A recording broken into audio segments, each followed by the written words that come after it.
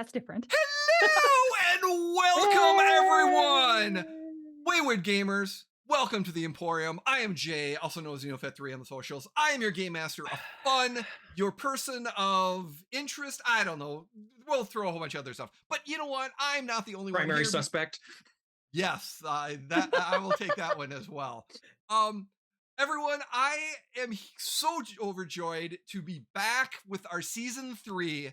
And there's a few changes we have in store, which you might be looking like, wait a minute, where's Saltmarsh Legends? Where's the legend?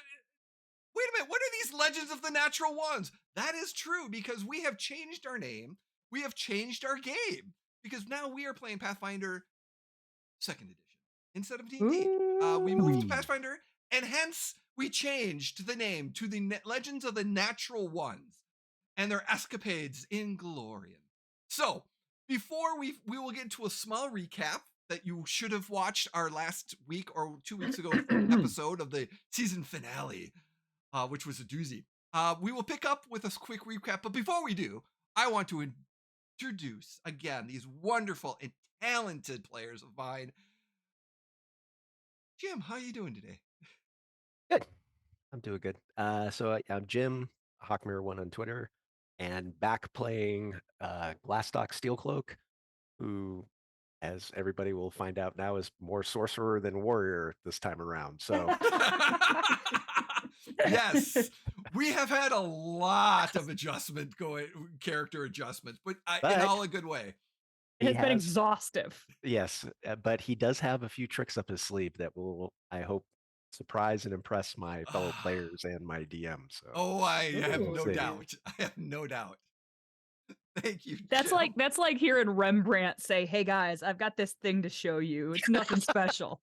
Like, kind of working on the side project. You want to see, like, low expectations, lower the bar, but awesome. Thank you, Jim. Jeff, welcome back again. Hey, thanks. It's great to be here. I am Jeff, and I'm playing Aviro Starborn. He is our resident elven wizard / teenager / coward.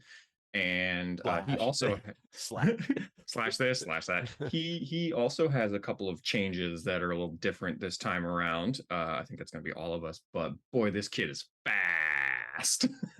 He's so fast. Yeah. He's so fast. He can run away like nobody. I was going to say, boy, not being a combat, fast is kind of in his repertoire. He runs away from combat. He's got a movement speed off at him before. She's going to be now. So he was a state champion in the 100-meter dash. Nobody knows. Nobody knows. I suppose I should let you know that I am on, or technically have a Twitter account. Jay told me to make a Twitter account, so I did. So my Twitter account is Scram Go Away, and I'm literally never on it. I think I was your 3rd follower. Well, I'm very proud of that stat. Jay was the 1st, and I was the 2nd. So. Yep. Listen. And I suppose I will say thank you, but I don't know. Well, thank you, Jeff. We're glad you're here, and we were looking forward to it. And like I said, the spells are quite different, and we're still working on some of those because, you know, some of the spells that you had that Aviro had in D&D, we are potentially looking at importing them into Pathfinder because, you know what, Pathfinder has this great ancient society that has all this ancient magic that, you know what, that's been lost and forgotten. And Aviro being a bookworm in the libraries, who is to say he hasn't found some ancient magic in those libraries and then subscribe them? Some rune lord somewhere, probably. Exactly. Yeah. Oh yeah. There's so you know, it's still evolving. So no worries on that one. Thank you, Jeff. Carrie, welcome. How are you doing? Hello, I'm doing great. I'm excited to be back. I am playing Brynn today, who is pretty much exactly what she was before, except a little harder to hit and a little beefier when she does get hit, because that's the system.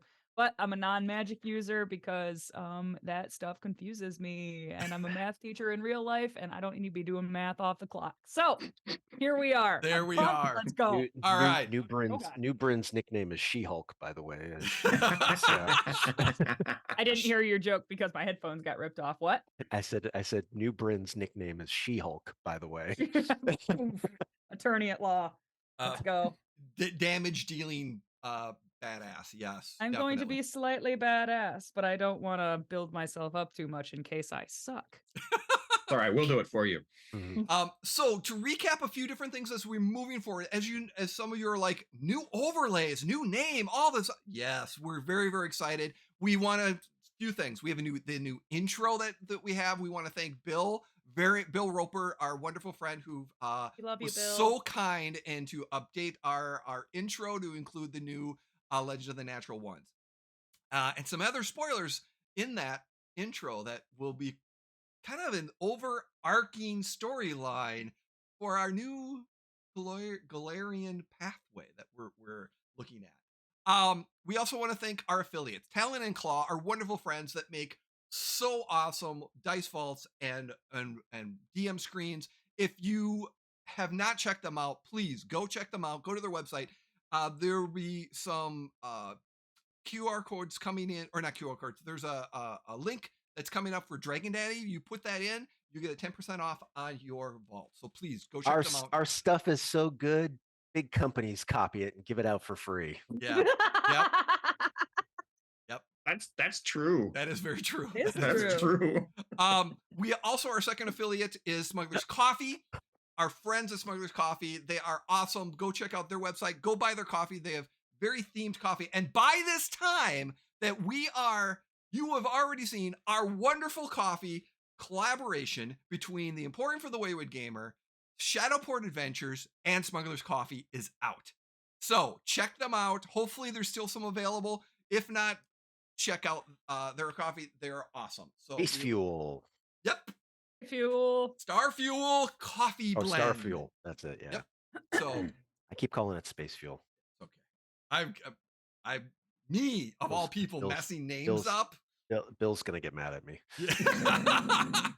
But a recap as we start into season 3. We left off our wonderful adventures, moving from D&D to Pathfinder, as they were somewhat ambushed by Leto and the entity once known as the Purple Sheep, transformed into a humanoid form that they've never seen before, and they were immobilized, encased in stone, and a box activated, and sending them to a new realm, the realm of Golarion.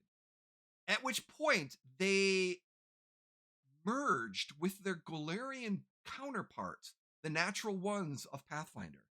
In a strange magical essence, this entity took the two realms and combined them into one.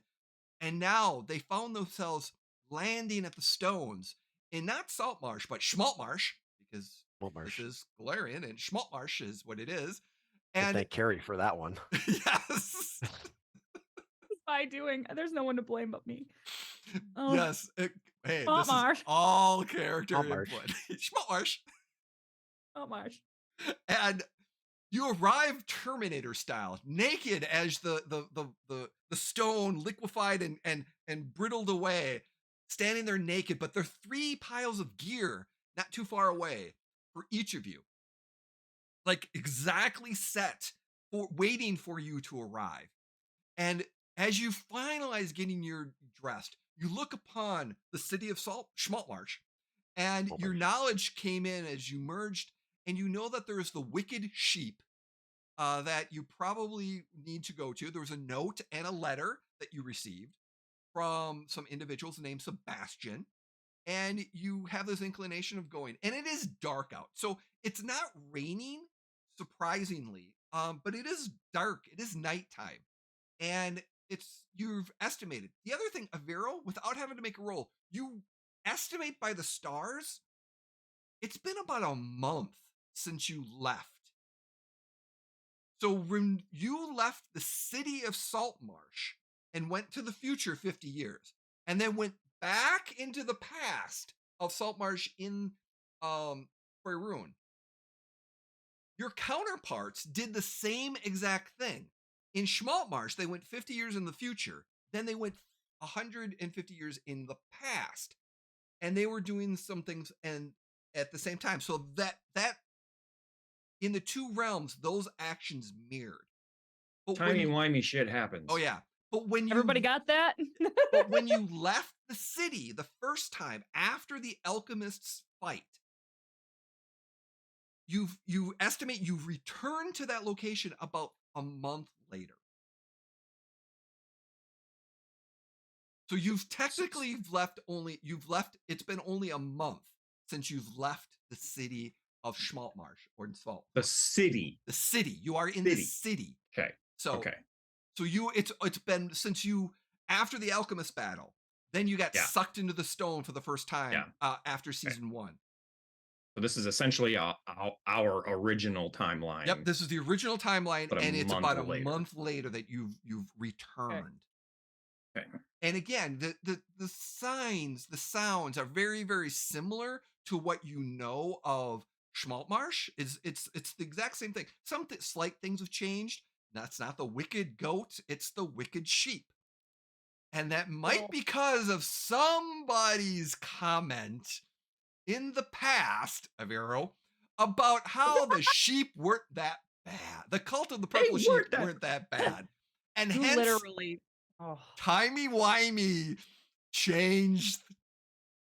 Yeah, we could have done away with them. Aviro we could have freaking eliminated them, root and stem. But you're like, everything made me so bad. And now you let him back in. Which you would have found out that Carl's son, who was part of the Church of the Cult of the Purple Sheep, who was captured, because of your comments, took over the Wicked Goat and changed its name to the Wicked Sheep. I stand by my statements. And as you stand there... I shouldn't do that while you're drinking, I'm sorry. And as you stand there looking on the island, walking, the bridge is there, and the statues of the adventurers that founded the city, and a little bit more, there's statues of adventurers, the legends of Saltmarsh. Are they naked too? No, they're not naked, but the Legends of Saltmarsh is a different party consisting of different. And remember, couple Aarakocras, nope, or whatever they're called. No. The bird people, it's not them. Oh no, it's not that group. Nope. Oh, it's a different group. Not that group. It's different. There's a party of 5, and I will give you the description of exactly that. One of them, possibly. At a different time, because I'm still working on that particular story of who's. Actually, incredible. There could be. Oh no, his GM brain is whirling. You can see it. There could be an automaton, a robot. And perhaps a druid. Perhaps a druid. With a badass hat. With an awesome chapeau. And an awesome chapeau. Yeah. That's awesome. That's happening. Okay. Good to know. All good things. So I leave you as you're walking on the bridge off the island towards Schmaltmarsh. What would you like to do in the evening time? Aviro, the first thing Aviro is talking about is I need to check my messages and my mail. Perhaps my school has contacted me to say that I can return to classes. I bet that's what happened. It's been a month and we've not heard anything. What do you guys think? Brynn notably is not telling Aviro to shut up, but she is very very quiet, and you guys would maybe catch her just kind of a couple of times, just kind of staring at you, like trying to figure us out. And remember, Aviro and Glastoc, you remember that Brynn looks slightly older. Remember that comment right when you arrived? Yeah. She looks slightly older than what you remember when you left. Well, yes, that's because it's a month later. Of course she looks a month older. But it's She has a tattoo now as well. She has a tattoo, yeah. Brynn, I don't recall seeing a tattoo. That's interesting. Tell me about it. And she would pull her sleeve down. This is just kind of on her forearm. It looks kind of like it just sort of looks like elven kind of like random runes, kind of like when you see people with like a tribal tat on their like arm. It's sort of just generic. But you would see maybe at the last second before she pulls her sleeve down, it actually has elvish words on it, but you maybe didn't catch what it said. It's like, yeah, weird. Who knows what happens when we're all stony and whatnot. So, Yes, I uh, suppose the cross-time continuum could be affecting things. And of course, as this is not entirely, well, no, it is entirely where we've been. I'm actually rather confused. yeah, so am I. What, Aviro, you probably know more about this whole mess than anybody else. What happened? Well, I'm not entirely sure. I need to do some more studying, but as far as I can tell, Lido and that creature, whatever it was, transported us to a different dimension where it's the same reality as the one we're used to, but it's different.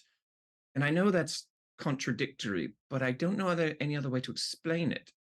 It is the same, but it's not the same. Mm, mm.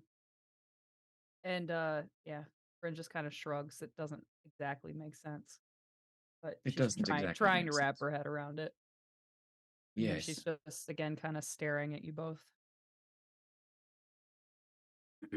I don't feel necessarily any different. You seem exactly the same. Well, so should you. So should Glastoc. Glastoc, Mm, you're unusually quiet. Glastoc's just like he's trying to because he feels different. Like there's something about his inherent magical ability that to him it feels, I don't want to use the word out of control, but it's more than what it used to be. And he's Mhm. trying to get a sense of that. So that's why he's just sitting and being very, very quiet. It's like as he's putting his gear on, and the gear is a little different. Um, the axe is shaped a little differently, and it's a little smaller. So it's like he can't use it two-handed anymore. But as he picks up his shield and is putting his armor on, and there's a pair of these bright white gloves that he's pulling on, and he's kind of looking at him, and as he's trying to get a sense of himself, like mhm, what is there's something different, but he's not sure what it is you mhm. know Mhm. Mhm. Yeah. And I guess are we kind of just walking and talking Yep. this whole time, Hmm. like getting closer and closer? Um, so as we kind of get closer, Bryn is just trying to like take inventory of this place and figure out what's what. See You can what's the see same, on the what's bridge, different. on the carving on the bridge, you'll notice that the pattern's not exactly the same as previously, and yet it's always been this pattern. The leaf inscription, you can see that it's got 4 fronds on it as opposed to the 5 fronds, But right? it's always been that way, but But it's it's always different. been that way. But it's always been that way. Yes, I understand. Uh well, I mean, I could use a drink. This has been all very trying and strange, and alcohol helps me think. Yes. All Well, right. let's find a bar. Well, shall we go to the wicked sheep? No, goat. No, sheep. Sheep. It's always been sheep. It's always been sheep. Yes. There. Well, we might as well go. Hmm. And as they're making their way through the streets, Bryn is kind of looking at all the shops and looking at all Hmm. the like surroundings and again seeing what's the same and what's different, but then also kind of seems to be very intently like looking for something.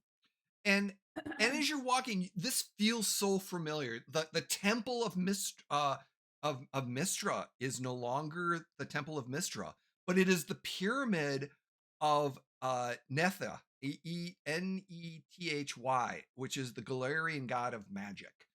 And Mhm. it's the same structure but different symbols on it.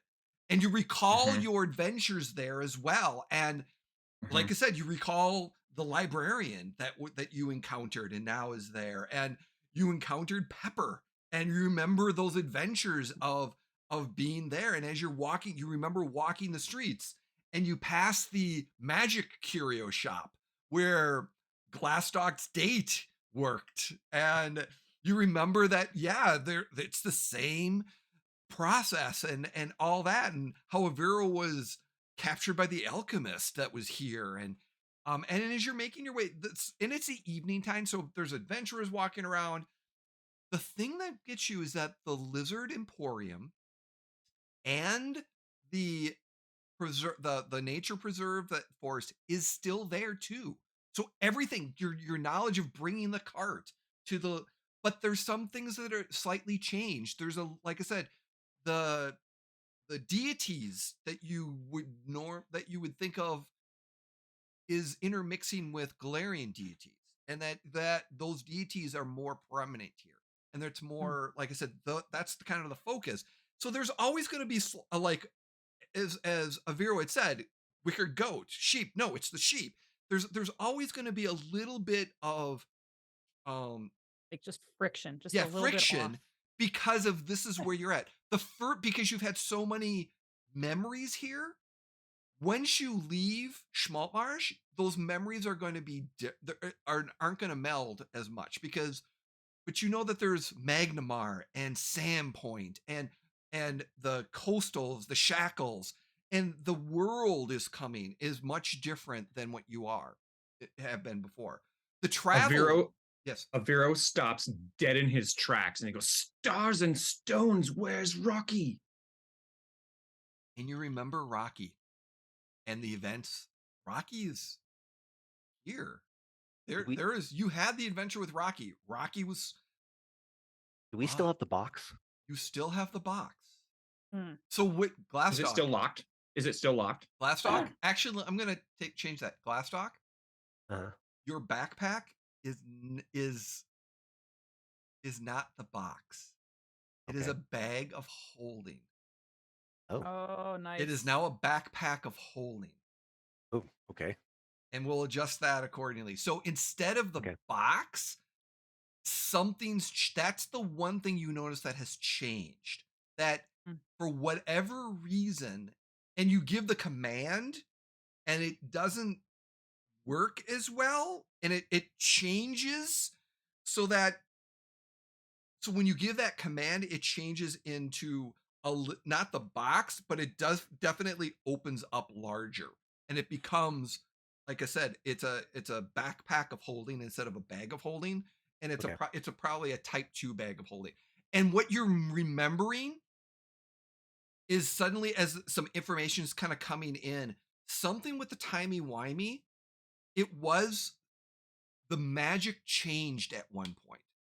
After you were in the past, something changed, and you have no more access to, so some sort of like you recall this memory that one time, because you were searching for Rocky, you gave the command and it turned into the box, and then while you were looking at the box, some sort of magic kind of turned it back into a backpack of holding.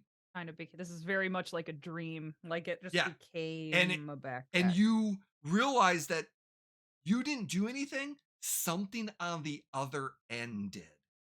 Rocky did something else to this. He closed the door. And the connection between this artifact and his lair, he closed it.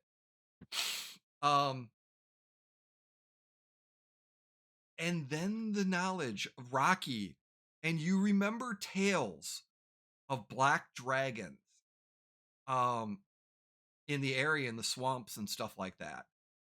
And Aviro, since you did so much history on Saltmarsh, your counterpart would have done so much history in Schmaltmarsh. And now that you come back, give me what lores do you have on your character? Oh God, this ought to be good. None. Oh, academia. I have academia. Give me an academia, a knowledge roll, lore roll, please. All right, let's see how this works, shall we?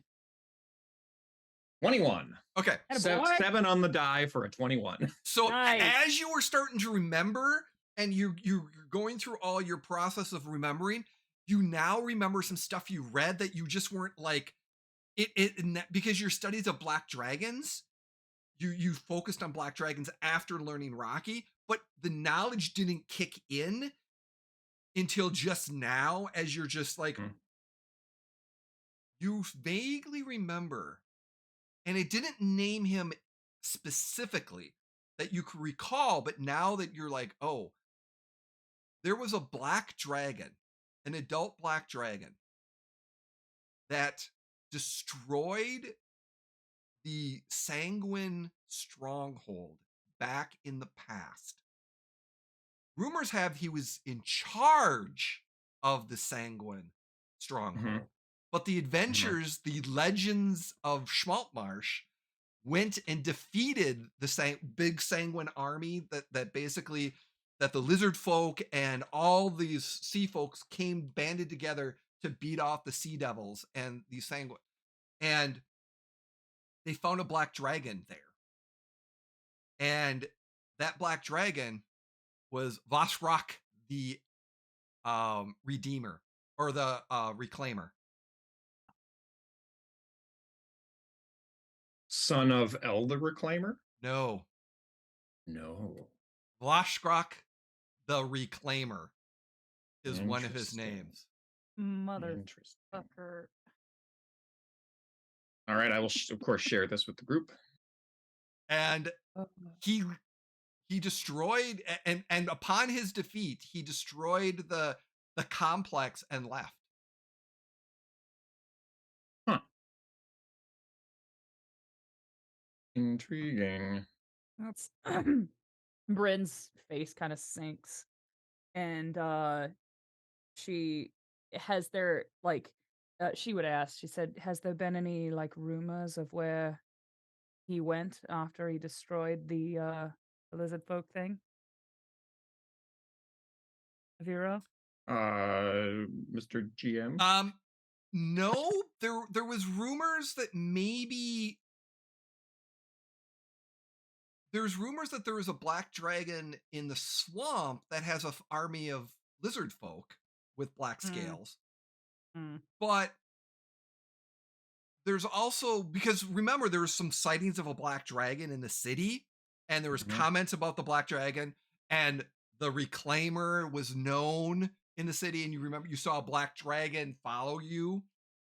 So there's rumors that there's still a black dragon, but 100 years ago, Rocky, it was prominent that it was a Vosrock that the Reclaimer left, and there's been no necessarily sightings of him. So right now, there's still a relatively black dragon in the area, but it's unknown if it's the It's somebody Rocky. if it's Rocky, but the name that's been flying around is the Reclaimer.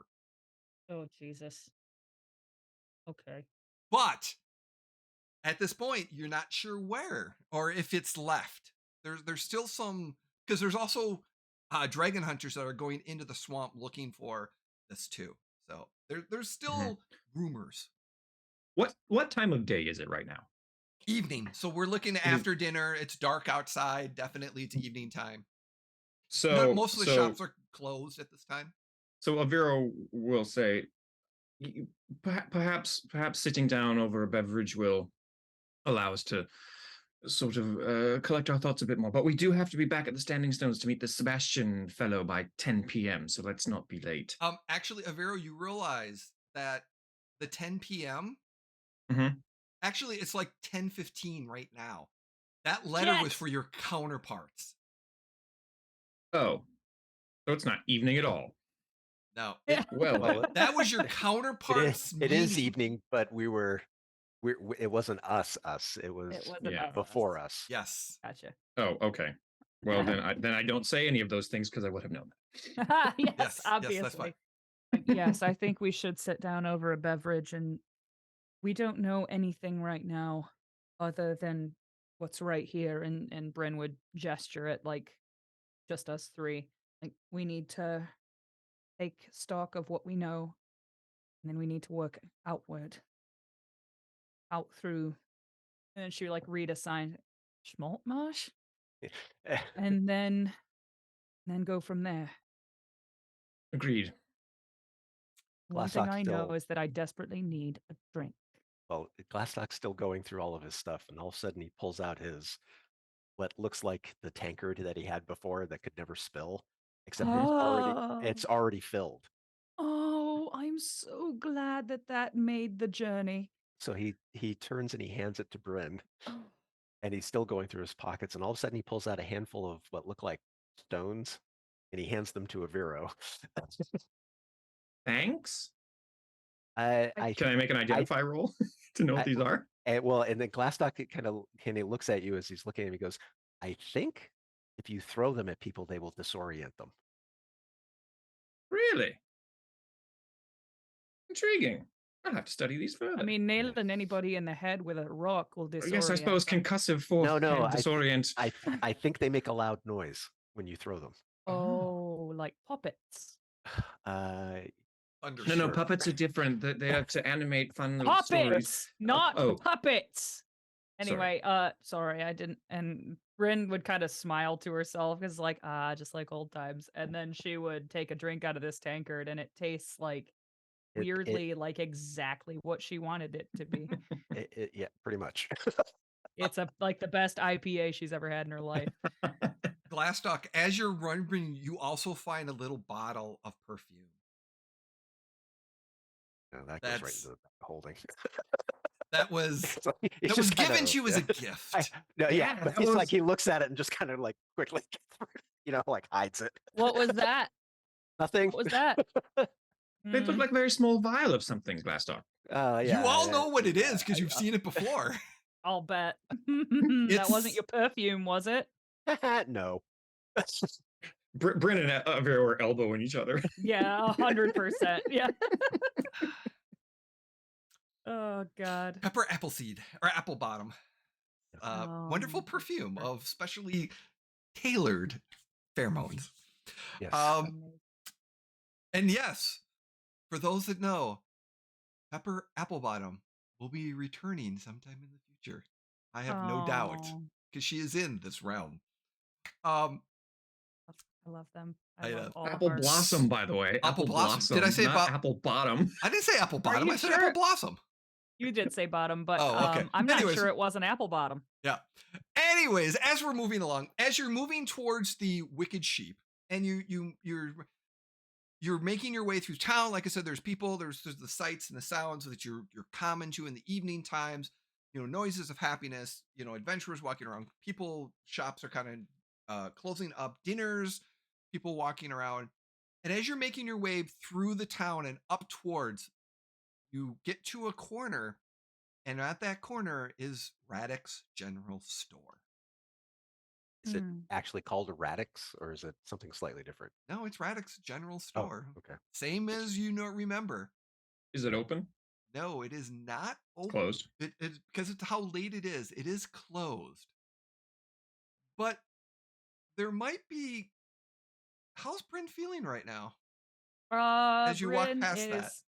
Trying really, really hard to not like freeze in her tracks, and at the same time kind of making a mental note of this place and what it's near, and like if we can see the Wicked Sheep from here, and like she's just making a mental note of exactly where this place is. And based off the map, you've been here multiple times, and it's like exactly where it was. It's exactly where it was. Okay. So it's number 13 on the map. Okay. And like I said, number 5 is where the Wicked Sheep is. So I mean, it's a good travel down. You don't have a direct look to it. It's about a 10-minute walk, maybe 15, depending. But yeah, you've been here multiple times. You know exactly how long and how far, and being able to get here. And you know that it opens up relatively early, like about 7 a.m. Okay. Okay. So yeah, Brynn is just really, really trying to not react. And because of it, I'm not gonna make a roll, but Aviro and Glastoc, you noticed that Brynn is acting slightly strange as you're walking. all of a sudden. Aviro chalks it up to the general disorientation that we're all feeling. Yeah, and Glastoc's still trying to figure out all the crap that he's carrying and Yep. stuff. So Everybody's just tied up in their own shit. Pretty much, which would be exactly what would be happening. Because of all the stuff that, because there's such timey-wimey stuff going on. Oh, I should mention Yes. a visual difference that you notice that Aviro he when he was putting his doesn't things have his on, hat. he does not have his hat. No, you do have your hat. No, I don't. No, I don't. I didn't put that in with my magic items. I did not. We can still find it, but I don't have it. We can. He can come around later. So here's the thing. I think you got a hat tailorly made. It might not be magical. Oh, okay. So you have your hat. The same. Yeah, it looks the same. So I have that. Yeah. It looks the same, but it doesn't do anything. But he does put on a pair of spectacles, which he has never done before. So that is a difference. Like he all of a sudden produces a pair of spectacles and puts them on.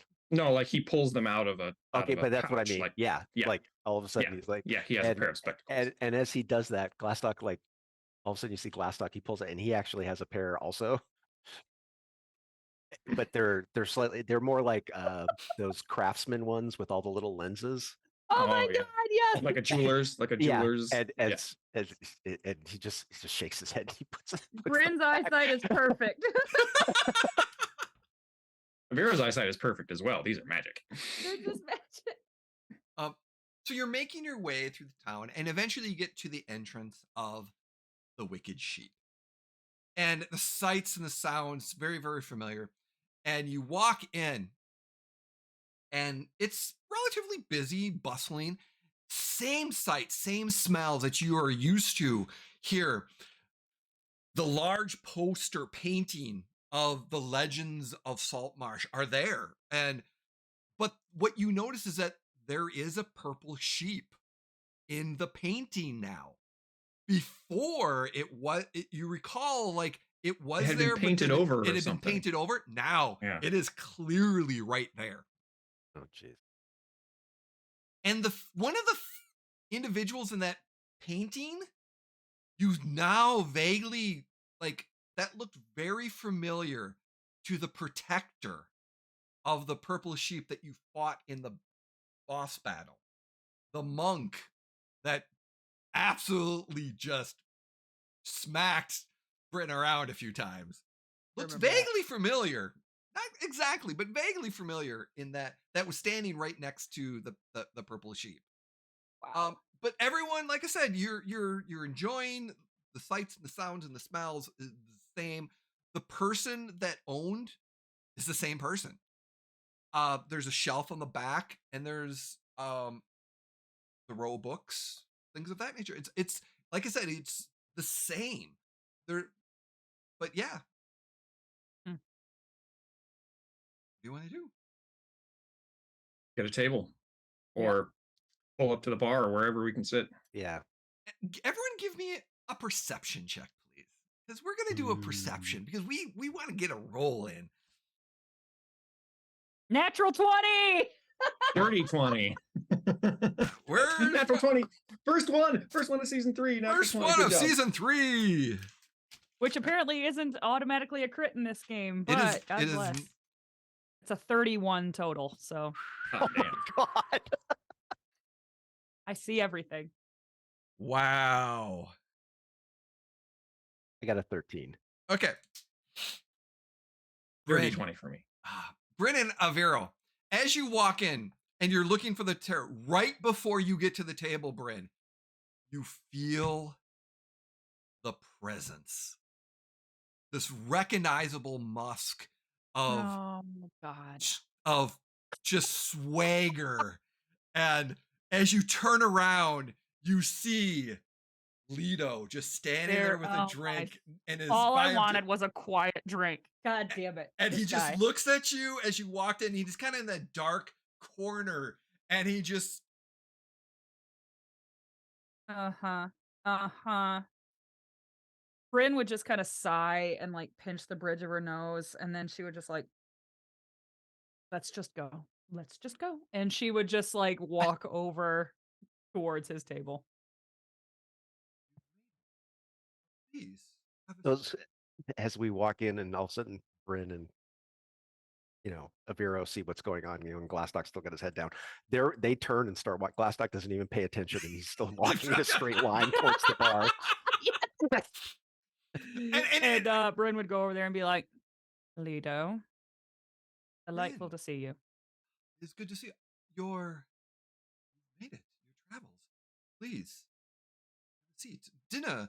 And surprisingly, there's food, like, just as Ready? you sit down, food is ready. And like plate, just as you sit down, plates of food arrive. Like, it You was, knew we were coming. yeah. Mm. When I'm Glastoc sorry. Are we taking someone's seats? We should have no, asked before we sat down. I've been expecting you. You might have questions. I might have some answers for you. You seemed all in good health, which is good. And you notice you are kind of in a private area, not too private, but away from the main. A nook. Yeah, a nook. You're in a nook, so then you're pretty sure conversations here are going to be private in a way. Aviro turns to the server that puts the food down in front of him and says, "Could I please have a hot tea and also a dram of whiskey?" And just and he as you, stops. and it's just as she's placing it in front of you, you say that. Thank Wow. you. This is about when Glastoc made it to the bar. Yeah. As he looks up and realizes that the two of you aren't with him, he's looking around and he's like, "Oh shit!" Bryn and would he turns like around. whistle and like wave. And she's still kind of And, putting like- food down and drinks down as Glastoc comes up. Aviro is surprised that he ordered a whiskey. I figured you might need something a little bit stronger. Thank you. Figured very accurately, Lido. It's my special talent, you could say. But enough about me. I can imagine you have questions. Yes, quite, indeed. And he pulls out his notebook and he starts to thumb through to his list of questions that he has written down. He literally has a page that says list of questions. List of questions. I love First of all, what is the current year, date, time of day? Where have we been? Where are we going? Why are we here? And he just rambles. And basically goes, those are all very good questions. And he gives you the time and date, and it is a month of where you left. From the time that you left, it's been a month, and you are, how shall I? And so you had questions about the time, the date, and then what was the other one that you were looking for? Are you the same leader that we've dealt with before? Is this a different dimension? Is it a pocket dimension? Is it an alternate dimension? Are we still the same people that we think we were, or are we a completely different form? Okay, let me go by order. Okay, this bullet point 1. My counterpart, the leader that you knew in the realm, you are in a different dimension realm. This is Golarion, as you know. You've been pulled from a different dimension to merge with your counterparts here. My counterpart, the leader that you knew in your dimension, which is I am the leader from this dimension, and the entity is shared the knowledge between us and Sebastian, and and the entities realize that the paradox that you've created in that timeline, you were brought here to stop a paradox from this timeline. It appears that you never went on that Lito's delivery job. I believe you were asked to deliver something to some pirates. And because you did not deliver that item, you never found out about the lizard folk and the queen and bargained the army that the sea devils were creating, and the lizard folk and the queen were trying to arrange an alliance. The black dragon that you bargained with never happened, and that because the alliance wasn't negotiated by you created a paradox. And different adventurers did that. the hero, and because the hero's assault marsh, I believe, is the name of that dimensioned town, it changed.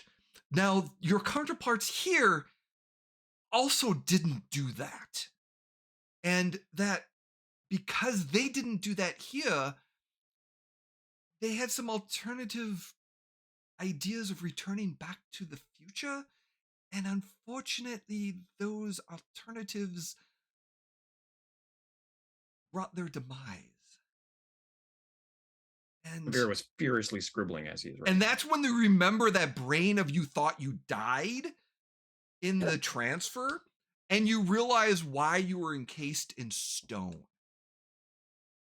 Because you suddenly the memory of Aviro finding the alchemist box in front of the stones, casting lightning or waiting for the storm to hit, and you jumped into the future.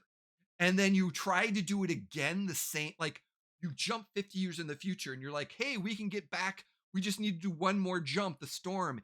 And you waited it out and you immediately jumped again. Unfortunately, it's like you have to have a time between, like a day before you use the box again, and something went wrong. And you literally the group fried themselves, and they weren't protected when they jumped into the future. And that's what died. And then the Lido that you're speaking to found them. And then the entity came to him and was like, we need to fix this. And he's like, I have a way to fix this. Beep. And Lido explains that the entity told him that due to the deaths of this group in this dimension, he was bringing more in, and that there was some timey-wimey stuff that he didn't know, but he was bringing back the group. The entity was bringing back the natural ones. And that Lido was the key to help them transition. That there would be some fogginess, but there was that. And that's what Lido explains, is that your original counterparts of this dimension's natural ones died trying to get back. And that's because that's what the entity found out. And that because of that, that's why you were brought here, to fulfill their steps. That's why everything got merged. And that's some timey-wimey stuff that Lido doesn't understand. But now you are effectively you are the natural ones. And everything that happened, you are now here. And that in the process, Lido's also like, and there are some things that you're going to be tasked with a great adventure. And that Sebastian in Sandpoint, I believe you were given a note. He is going to be your contact for your future endeavors. I don't know what it is, but I've been told of Sebastian. And he's supposed to be someone to trust, and he has something for you to do. The natural ones to save the realm and all that stuff. Well, this note says to meet him at 10 p.m., which it is clearly past. So, well, that was the other. We had to get the other group. See, that was the other group. So this is a fabrication, is what you're saying. Not necessarily a fabrication. It was false pretenses. We were lured under false pretenses, and I don't know how I feel about that. Well, it was for the good of the realm, so to speak. So my question is, if Sebastian is our contact for all this questing we're going to do, and everything else has apparently been taken care of, why are you here? Why are you helping us? They needed an anchor man from when you first arrived to help you transition. So I've been asked to help with that. Not to mention, I need a favor. So I need to cash in on a favor, so to speak. And it's mutually beneficial because I believe you need to get to Sandpoint, and I just so happen to have a way to get there. That's mutually beneficial. And what will this cost us? Oh, just your services to safeguard a ship trip over the sea to Magnamar. Is it a dragon egg? No, not any. I have a ship that I'm currently transporting some individuals that to Magnamar, and I just need some extra bodyguarding of the ship to make sure that this travel goes smoothly. To fend off any pirates and or sea creatures, things of that nature. What kind of individuals? Oh, just some travelers that need to go from one city to another. Nothing extraordinarily difficult or anything like that, or deadly.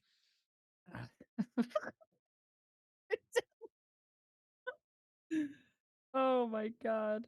Okay. Well, I suppose that that does sound mutually beneficial. We'll be leaving at dusk tomorrow, if that's um, accepted. You okay with that? And we travel at night. Hmm. My ship called Dusk to Dawn. Sounds appropriate. So One of my ships, I should Brynwood, say. can I make a lore check to see if Yes. I've ever heard of? I have lore sailing. Yes, So yes. Please roll that. have I Yes. ever heard of the Dusk to Dawn? I only got a 13. Would I have ever heard of No, this ship? no. Actually, no. You would not have heard about this ship. Okay. All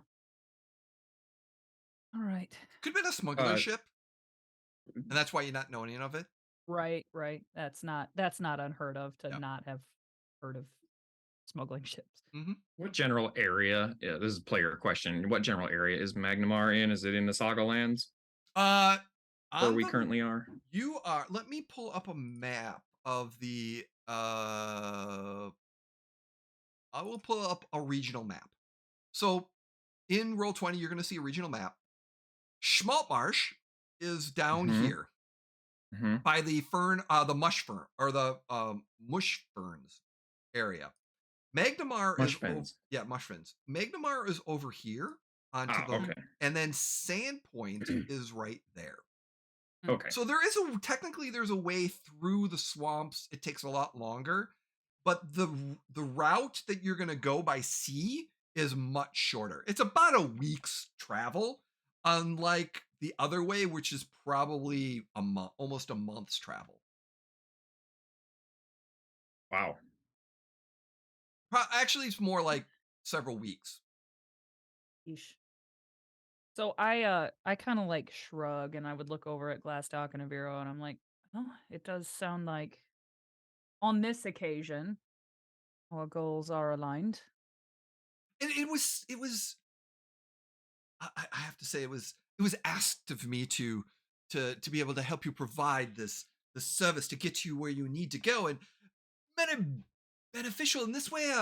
A debt can be repaid that someone has offered based off some of the information I've provided in the future, and so again, mutually beneficial on both parties. But you have a day to get any provisions that you need and anything that a day to soak up Schmaltmarsh, and they will be leaving just after dusk tomorrow. Is there any kind of sense motive role in this? I was thinking the same thing. Because I want to see if he's on the up and up. So based off the character sheet, so deception is rolled against perception. I think, yeah, it's now kind of turned into perception on how well you're able to. I believe everyone, we're still learning Pathfinder 2, and you know what? Right. We are all about the rule of cool. So sometimes we might get some of the rules wrong. We're still learning. We're having fun. So now we're just going to do perception. So a 19. No, he seems like he's on the up and up for the most part, but he's just smooth. He's oily, but he's never really guided us into anything terrible. Oh yeah. And if anyone else wants to give a perception check, go ahead. I will. I got a 27. Okay. We're rolling perception. Yeah. Perception. 20. 20. All right. Oh, wow. Roll 20 just, killed me on that one. Why was that there? Jeez. That wasn't good. You're gonna you realize that he's leaving some things out, but he's not, but it's probably a purpose, but it's not dangerly purpose. It's one of those things Hmm. where it's probably like the better you don't feel like you're in any danger per se, but it's definitely one of those things where what he's leaving out is probably going to be interesting, problematic possibly, but nothing too deadly. That's par for the course for Yeah, him. That's all exactly. very like Yeah, it's used car salesman. Oh, Like, yeah. big shock. Yeah, okay. It's one of those like he's not giving you all the information, but It's you're gonna start not making sounds after about a week, but it's not gonna explode. exactly. Yeah, Okay. you're Okay. definitely like okay. There's and you've realized that why you're not sure, but it's his nature. He that double entendre, a whole bunch of other, he's he's telling the truth, but he's not sharing the knowledge type situation. So Well, I think that's agreeable, gentlemen. your rooms have been prepared for you. They're all set. Like I said, I've been tasked with preparing for your arrival. So the entity made sure that I knew that you were coming. And of course, I set all your gear out there. So why wouldn't I know? But yes. I don't have And anything else that. But please enjoy the drink. The dinner's on me, of course. So and the thank you. rooms, of course. So you don't have to worry about it.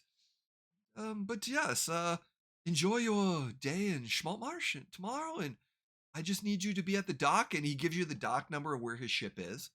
Mhm, Um, tomorrow at by we depart at dusk. mhm. Yep. I eat my dinner Yeah. and drink, Mhm. And and he I don't stays move. Like, he yeah, he stays just with kind you of and enjoys the um dinner. um yeah, just making small talk, kind of. Mhm. Glassnock's not even talking. He's just like still trying to comprehend the whole, oh, these people died and you're pulled from another place and, put stuck in their body, and he's just drinking and he knows this is all going around in Aviro's head. So he's just waiting for a moment to where he can talk to Aviro off to the side because he knows Aviro, as long-winded as he will be, will probably explain it better. Mhm. Brynn has Of decided that if she thinks about this too much, her brain will explode. So Well, she is choosing that's to not think exactly, about it. yeah, Um, that's kind of where Glassdock is. Aviro is talking nonstop Yeah. with Right, yeah. Leto, and it is still amazing that over time the amount of food on his plate does seem to disappear. He is able Yes. to eat, and yet you're like, how is he still eating and talking this It's much? like breath. In that now, Aviro, over the course of like an hour or two, suddenly your brain just fixates on one thing. Boss Rock, the Reclaimer. The Leto, dragon. tell me about Vasrock the Reclaimer. No, your brain now, like two sets of knowledges just finally Like connect. massive merged. They Yeah. just merge. Vossrock, you've just known Vossrock as Rocky. Vossrock the Reclaimer is a name that you found, and there's other names of the Reclaimer, and there's knowledge of the Dragon Reclaimer, and then suddenly you realize that Rocky's dad was called the Reclaimer. Right, he was Or- Elder Reclaimer. But was that In- Rocky or was that his dad? And it dawns on you that there was no specific father of Rocky.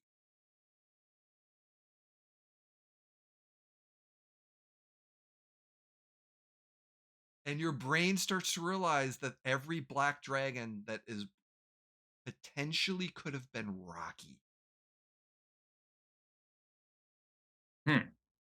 The dragon that followed you on the first episode when you were bringing the cart and egg.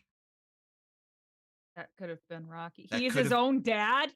Not necessarily his own dad. This is some frickin' Back to the But- Future shit. But timey-wimey. He timey-wimeyed every encounter of the Reclaimer, because you've never heard of Glastoc the Reclaimer. So It's so always been Dragon the Da- re- so the Rocky is his Reclaimer. own Dragon Daddy. So Dragon Daddy could be referring to Rocky. Yes. But here's the thing. Every time Rocky's ever said about his dad or anyone's, it was never, he never knew about his dad. It was never that Mhm. he ever really met his dad. He just became existence. But for whatever reason, the timey-wimey stuff is, it basically is, he has a dad and a mom, but they were gone somewhere else. But all the dragons that were in Schmaltmarsh and Saltmarsh were the same dragon by different names. And since Oh. Rocky went back into the future and has grown 100 years, it's very possible that the dragon they have always talked about is Rocky and not Rocky's dad. Okay, it is Yeah. right. Player question. Do Yes. we know if Leto knows anything about Rocky? Like has Yeah, 'cause Leto he's- ever had a conversation with us about Somebody, Rocky? He has. Brynn has asked to investigate about Rocky, and that's what Leto has found out. Does Aviro know that? Yes, he does. That's Yes, when it okay. came in, is in the Okay. suddenly that merge of knowledge of like, you realize that Rocky has been the dragon in this realm the entire freaking time. So suddenly, in the mid sentence, Aviro will drop his fork and it will clatter to his plate, and he'll just freeze stock still. Then he will slowly put his hand down, and he will take a drink. He will finish the rest of the whiskey, and he will put it down. And the Take it, just shoot it. Yeah, and then he is just silent for a minute or two. Okay, and as soon as the silence gets to be at like 15 or 20 seconds, Yeah. this is when Glastoc like looks at Brynn Mhm. and then looks at I'm Aviro. aware of the silence because Yes. it's just been sort of a din of Aviro Yeah. talking, Yeah, and then all of a And- sudden the silence is like, Yeah. and you can see the whirling behind, the gears are going behind his eyes as he just sits there and kind of stares into the middle distance as the thoughts are whirling, and Yeah. he's not saying anything. And so Glastoc will, because he's probably, I would assume Brynn would be sitting across from Leto. So that would mean Aviro is probably next to Brynn and Glastoc's next to Leto. So Glastoc would kind of lean forward and just slap Aviro to like snap him out of it. I'm sorry. Where was I? Exactly. Where were you?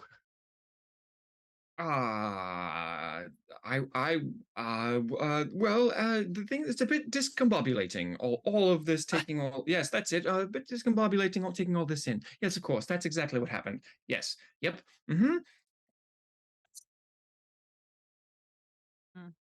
And this is, yeah, so then now Glastoc's kind of looking at Brynn and perhaps it's best we retire to our rooms. I think that's fair. Yeah.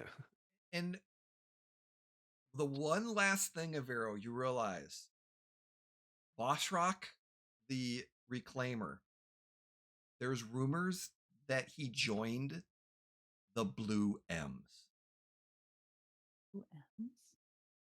which the Blue M's, Leto has shared, is an organization made up of monsters that have been influencing this realm. It's a small group at different times and different cells throughout the realm. But there's a rumor, but influential. And there's a rumor that based off the past on what destruction, they recruited Glastoc the Reclaimer. And that is why he left the Smaltmarsh area. He's fallen in with a bad crowd. I blame the parents. No, I blame myself. So I would imagine like Brynn would stand up and she would kind of be like, "Oh, Leto, thank you. Good evening. See you Always. It is always a pleasure. I hope your brains don't hurt too much. It'll get better as time goes on, and you move away from the city and you make some new adventures, and things will get a little bit more um calm. Mhm. Thank you for your hospitality. It is very appreciated. You're a man of excellent manners and taste. Good night. And Avira goes straight to the bar and he orders a whiskey to go. Oh, Viro's turned into a drinker, and Bryn likes it. Bryn would join him and take one shot before bed as well, since there's no Tylenol PM in this world. And she would also go up to her room. Okay. As they're kind of going up the stairs, Avira grabs both their wrists and says, "I have to talk to you."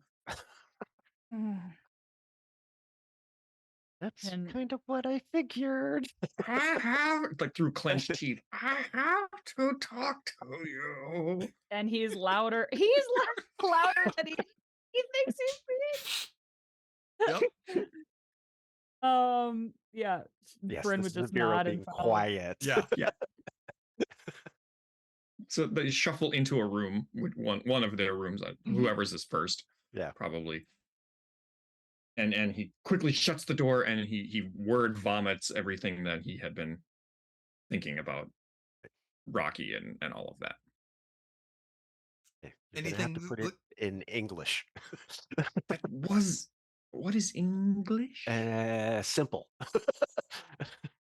This is as basic common as I can speak. Yes. All dragons are Rocky. All black dragons are Rocky. You have had too much whiskey. I've not What had you too much apparently is whiskey. about 2 shots. Oh no, I think what Aviro is trying to say is because of the back and forth across the time and space and everything else that I'm really wasn't really paying attention. Rocky he's the tip of the pyramid and everything comes down off of him. Yes, exactly. That's what I said. How did So you not get that? which kind of explains the box. You know, we know time was different for Rocky in the box, so we don't know what happens across these different Okay. time periods and stuff. So in our old time, our other time, whatever, Rocky was younger. In this time, he's older. He's in And maybe he exists in he's the another dragon. time. He's the Ye- dragon everybody's been so afraid of all this time. Yes. And then that's when Glastoc looks at Aviro. Yes. That's simple. Okay. I want to add one more point. Because Rocky was in the box, and in the time period that you got him, he was aging. When you went back in time, he probably had access to that dimension. And for 100 years, he was acceleratingly aging as well. So that's why there's a large adult dragon now, and would explain why Rocky is an adult dragon now instead of a wormling, because he's been aging, acceleratedly aging for 100 years. Okay.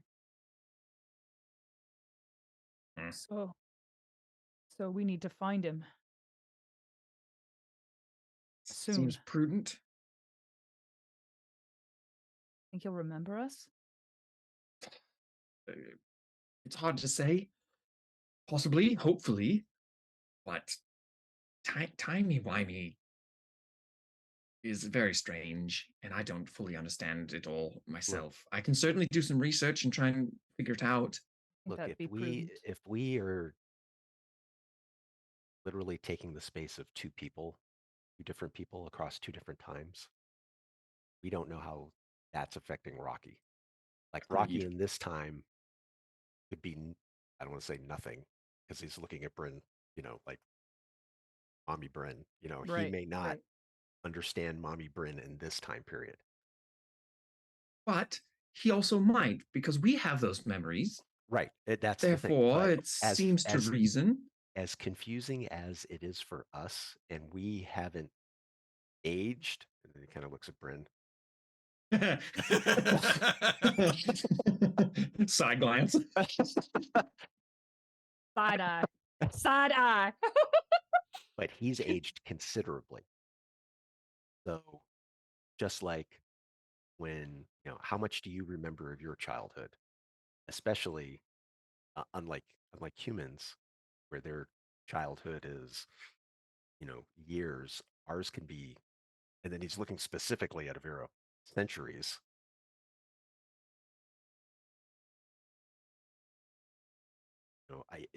We would only have faint memories of that, in which we have to make the assumption that he's only going to have faint memories. So we have to be careful and much more cautious than we normally would when we The run good into him. news is If that we he run is a into him. the good news is that he is a dragon. His sense of smell is far more acute than either of ours, Right. and therefore And the again, smell of Glastoc's Mummy looking Brynn, specifically at Brynn. smell of Mummy you're, Brynn, you're the key to could be. unlocking these memories, Brynn. Don't know if I smell the same. But you probably smell him, the same probably do. in this dimension to that dimension, Rocky. We're gonna have to, this is a lot of this is going to hinge on your emotional relationship with Rocky, because the memory relationship might not be there. Right. Well, first things first. We have a ship to catch in the morning or in the evening tomorrow. What and I ship? need sleep. I could spend tomorrow. What ship? Didn't even hear any of that anything. conversation. Nope. His brain was just whirring. What ship? We have a ship?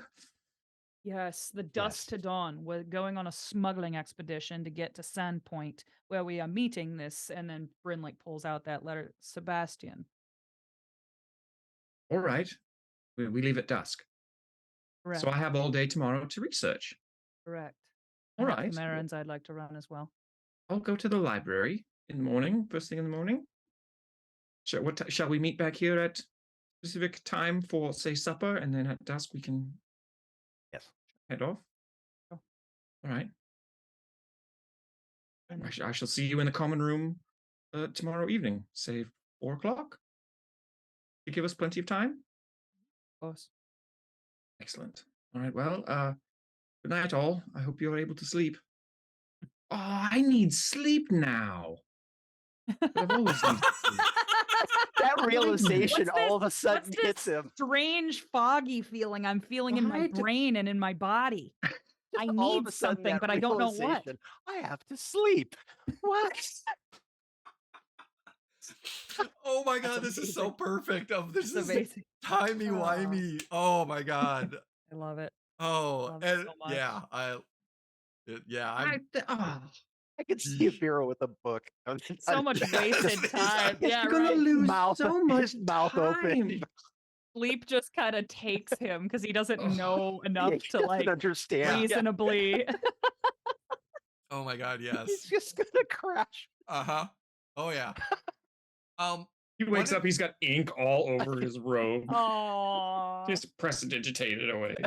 One of you, in one of the rooms that you were given, we're going to go with Brynn because she's had this room before. Remember when you first came to the Wicked Goat and there was a picture of 3 individuals? One was a dwarf, one was a half-elf, and one was an elf that looked vaguely familiar in this. Not there. Not there. Different picture. Good. Is there a vague smell of dragon shit in this room? Yes, there is. I'm glad that endured. Great. Okay. Yes. After a month? Holy cow. That's they really can't impressive. get the smell out. Pungent. There's a tiny. This room is cheaper because of it. There's just a tiny little, faint smell. Like most people won't smell it, but you know what it smells. People are just like, Incredible. oh, there's a little unique. There's a unique musk in this room. Musk. And you were like, yep, Oh. that's that faint smell of just doesn't come out. So Brynn would immediately go and like open like are there like doors to a little you have balcony this as one I has the recall? Okay. balcony door Yeah. and stuff like that. So she would open those doors wide open and just kind of sit and think for a little while. Is anything happening in the evening time? Any special I would like jobs? to yeah, I want to make a little excursion. Okay. Um And yeah. all we're gonna go with that is we're gonna keep that a little on the down low right now. Mhm. All I'm going to say is that in Bryn's investigation, so to speak, nothing really is seen. Um, Mm, everything is normal, the same. Even if nothing can be found that you were okay. looking for at Okay. this moment. But Okay. because you don't have all the knowledge of what you're looking for, Right. you're pretty sure it's not here. But it probably will be in the morning. Okay, good. So, I come home and I go to sleep. mhm. All right. Anything else from Aviro or Glastoc? Special in the evening No, time? Aviro sleeps, which is the weirdest thing ever. And your dreams of the evening, your minds start to meld again. And it's more knowledge is coming and it's restful, but it's also you get enough rest, but again, you're still taking in this idea of timey wimey, two lives merging into one.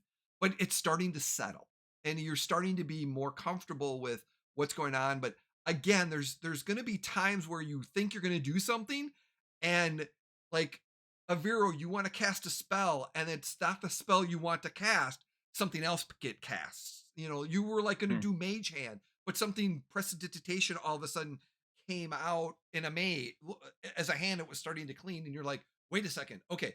So there's still a little bit of that, but you know that over time it's gonna be just because It'll iron out. it'll iron out definitely, but you're still learning certain things that just kind of understanding. The night goes without incident. You're enjoying, you're relaxing, you're having fun. Of just sleeping and just feeling that bed again and that relaxation, and the morning comes and the sun pops up, and everyone wakes up. And what would you like to do? Aviro goes down for breakfast and then heads over to the library to do some research. Okay. Glastoc? Oh, but he is almost disoriented in like waking up. Something happened. I was unconscious, but there was like a story in my brain. His hair is all a mess, and he hasn't even looked in them. He just is like kind of blearily stumbling down the stairs. He doesn't understand what's going on. He's very confused. Do you have breakfast together? I think we would probably end up eating breakfast at the same time. Okay. And so I would just I would be essentially poking fun at Aviro for having his first sleep and wake up experience as an adult. Like, generally speaking, we take care of our physical appearance before we come downstairs. And he just looks like, huh? Yes, that was quite the experience for you, wasn't it? For late hours. Uh-huh. And Brynn would slide him a cup of coffee. And he just drinks it without even looking, thinking. He just you are about to discover something the whole wonderful. thing. Oh, the library is so gonna be in for a treat. Oh yeah. Oh, that was awful. What was that? Yes, that was sleep. Oh. Did you have any dreams? Yes. Magic didn't work quite right. I was trying to cast Mage Hands to fetch a book from across the room, and all I did was dust its jacket. And the other thing, Aviro, you're going through your spell book, and you're suddenly realizing, like, wait a minute, that used to be a cantrip, and now it's a first level spell. That used to be a second level spell, but now it's a first level spell. But it's always been a first level. Exactly, and your brain is like, the spells are different. I'm like, what happened to there was supposed to be a time warping spell where I moved someone. It's not. Oh, wait a minute, there it is. But it's written completely different, and your spell book is just and that's what, like, you went to sleep. Like, your brain is like, things with magic has changed, but it's the same. And Mhm. for those people, for anyone who has read the Advanced Dungeons and Dragons comic book from the 90s, I believe it is, maybe, there is a scene where there is a mage that when they converted from its second edition to third edition, they did a beautiful art can of this mage looking at his spell book, and things have changed. And this is exactly what Avira was going through at a moment. And it is taken directly from those comic pages of what Avira was looking at. And it beautifully. So Yeah, see, that's the difference between Aviro and Glastoc, where everything Aviro knows is written, whereas Glastoc, everything is just natural. So he's like, he doesn't know what's going to happen until he tries casting something, like, because there is no spell Yeah. to read. It's literally, I'm going to try to do this. Let's hope it works. And as we're sitting there and Brynn's just kind of like patiently listening, and because she has not, I mean, all of Viro's stuff has kind of always been out of her depth anyway.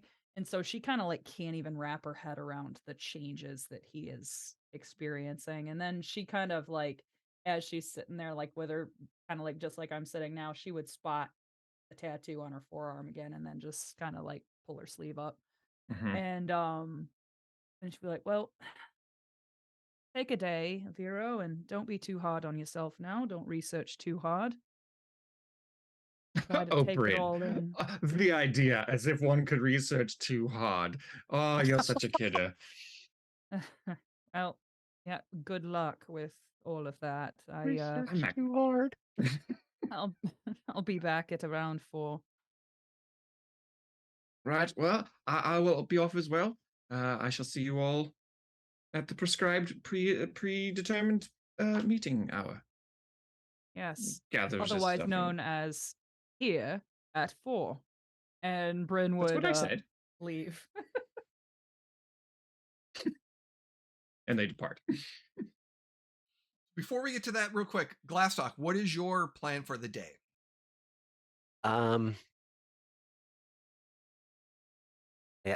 Well, it's going to be kind of like a bounce around, like reaffirming like where everything is. Obviously, he's going to go by Radix, and because I'm assuming he knows he still has a relationship with Radix. Yes.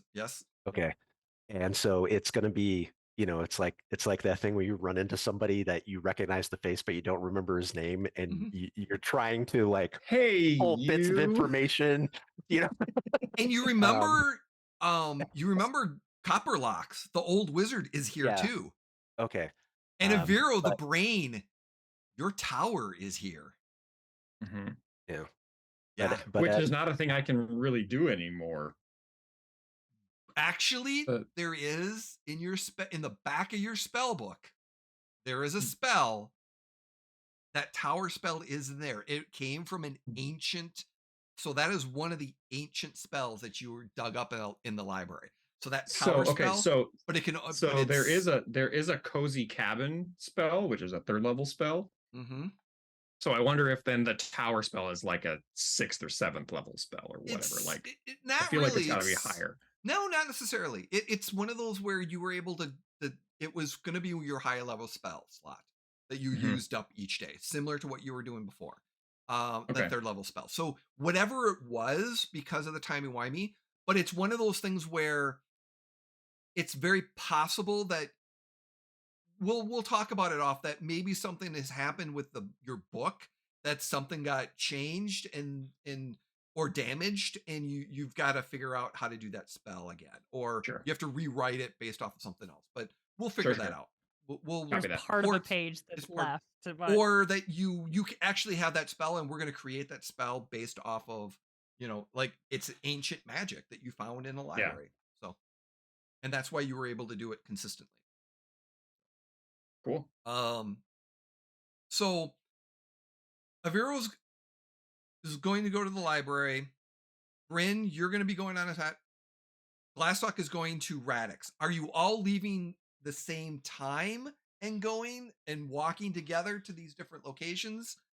I think it sounds like Aviro and Bryn got out quicker than Glastoc in the morning. Just a little bit. The Yeah, I Glastoc? mean, no, I would agree to that. So, like Okay. they may leave like, I don't know, half an hour to an hour before he does. Okay. Glastoc's not in any hurry. Okay. Uh, Got it. because He has 2 breakfasts. Yeah. I'll do at least. At least. Okay. But it's still he's still trying to figure out the differences All of within it. himself. Mhm. Like so he's not he's obviously distracted. Even when he's with Brynn and Aviro before they go out, he's obviously distracted because he's thinking of other things and stuff. So All right. So as Brynn and Aviro leave, start walking. Are you walking together in the sights and the sounds of the I city that you're familiar would with? say as long as we can. Okay. Yeah, but isn't Bryn- the temple like almost right next door? No, it's all the way down on the other Okay. side of town. Oh, okay. Bryn So- is actually also going to Radix, so I imagine we walk together as Yep. long as we can. As far as that, yeah.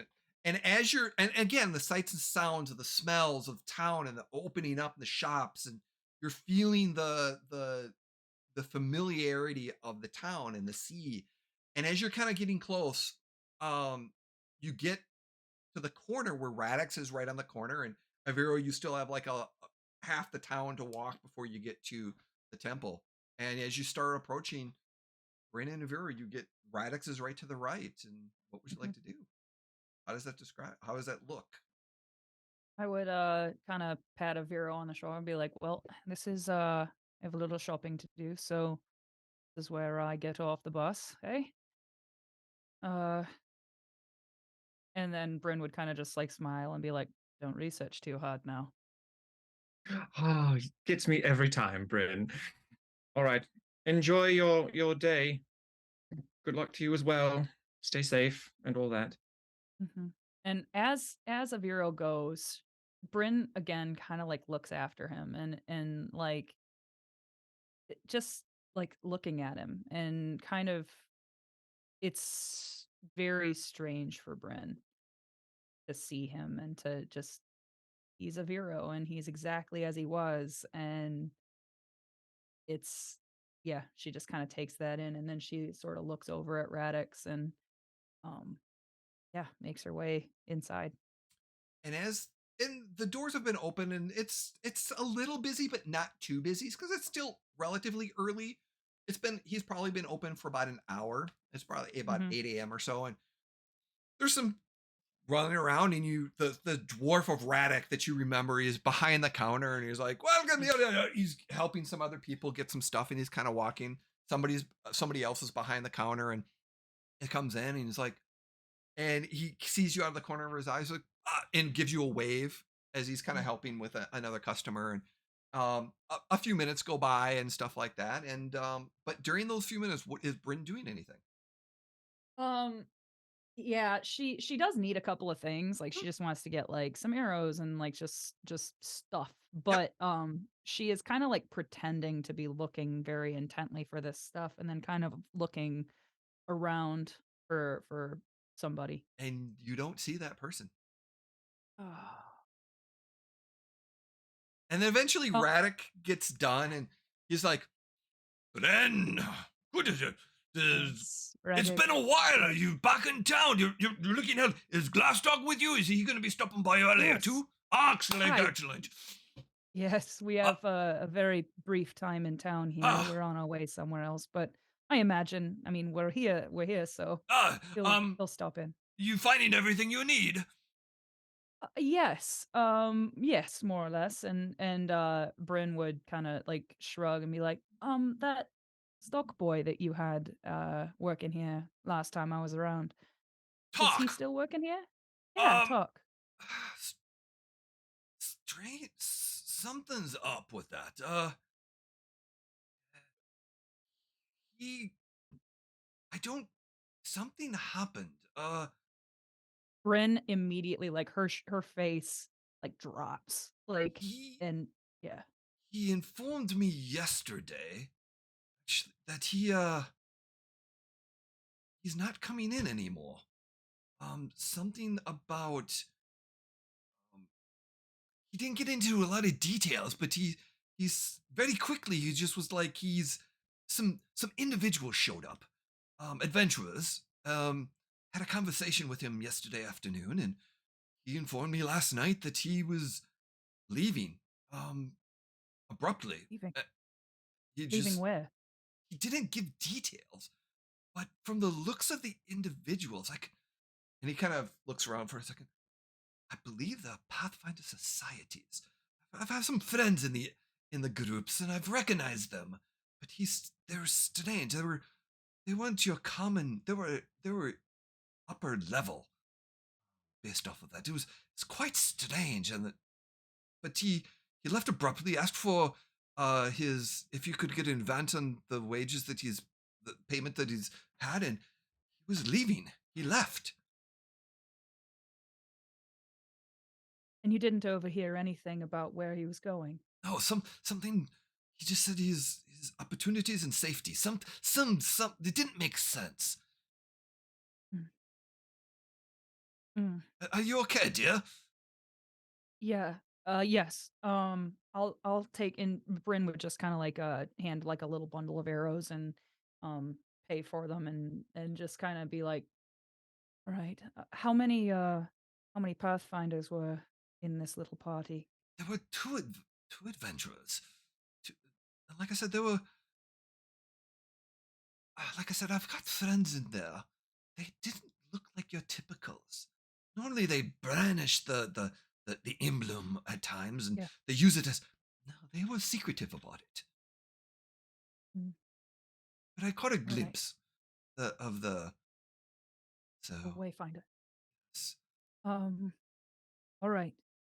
Well, thank you. Uh, If you happen to if he you sure yeah. you're right, dear? And Bryn would kind of like put her money down and grab her arrows and be like, "Yes, I'm fine." And And she would just leave. And this is very unlike her. She would normally be polite and kind of like say goodbye, and she would kind of leave in a hurry. as you get outside the door, is Bryn just like, what is Bryn Bryn? kind of she gets outside and she finds the nearest place to sit down and she sits down. Give me a perception check, please. 18. Okay. Glastoc, I need a perception check from you, please. Oh, okay. Uh, uh,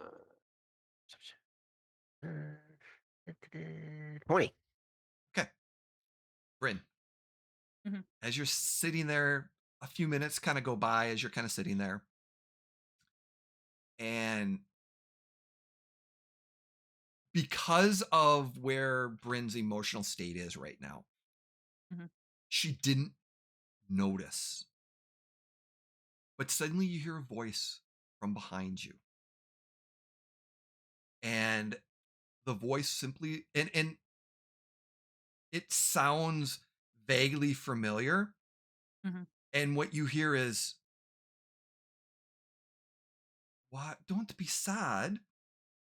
As you see Talk step towards you and from the corner, and as he's stuffing some stuff into his bag, Oh and my god. you will notice that there are some Pathfinder, some adventurers in Mhm. like Mhm. standing like on the corner, and he kind of Okay. walked up to you, Uh, and he's standing like next to you as he's kind of finishing stuffing some stuff, as if he was like he forgot some stuff and needed some stuff needed to before, come back. needed to Oh come back wow. real quick, and he's just standing there. He's like, sad.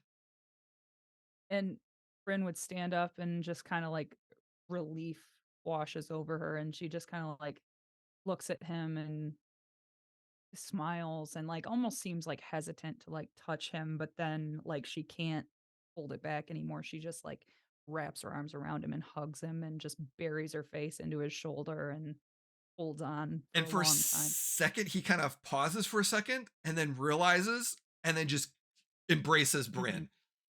And just this emotion of just, hugging. And she kind of pulls back and she like really very quickly and she's just like, you're so tall. Good genes, I guess. It's been a while. It's been a while. And she would then kind of like look him in the face and just be like, where are you going? Don't know. Somewhere safe, they say. Some destiny I have to fulfill and all that stuff. But they guaranteed my be prepared. They'll adventure, so to speak, and Well, they'll keep you safe. That's what they do best. didn't know if this was gonna happen. It's been so long, and Doesn't is it? seem fair. And he just kind of touches your shoulder for a second, like, is this real? And I would kind of like reach up and put my hand on his and same kind of thing. Like I'm like he's here and I can feel him and it is real and he looks a lot like his yeah. And so it's he looks a lot like somebody else. Yep. And I just can't. I like Bryn has so much she wants to say but can't find the words. Yeah. Wish there was more time. I wish. And he's kind of looking back at them, and he's like, Mhm. only giving me a few minutes. I know. I don't. I know. I just. I don't know. I don't. I understand, but I don't understand. Radek's been kind to me. He's been very kind to me this entire time, but I still don't understand why. It's been I know it's been a long time and there's too much to explain in too little time, but I made sure that you were taken care of and that Radek would and apparently did keep you very safe and well cared for and just so glad to see you. I'm glad that you're Sorry. safe. So angry at you for a while. For a long while, I was angry. I don't know why. Why you had to. Why'd you leave? I And then the next it finally came, and I understood. didn't want to leave. I'm sure that they explained that, but I had to keep you safe, destiny and all that. So Some destiny. Um, and at about around this time, Glastoc, you see Brynn talking to someone a little bit taller, maybe half a, and then you realize he looks very familiar. It's Talk from the one of Radek's assistants that you've known that was always shy when it came to Brynn, would like run away whenever Brynn would come. And then but now they're like in a very emotional conversation. And you kind of walk up upon this a little bit. You're still far enough away. Like I said, Right. but you see this through the crowds and it because it's on the bench. Yeah. So because it's obvious, like it's obvious that it's emotional for Bryn. Mhm. Yeah. Oh, very.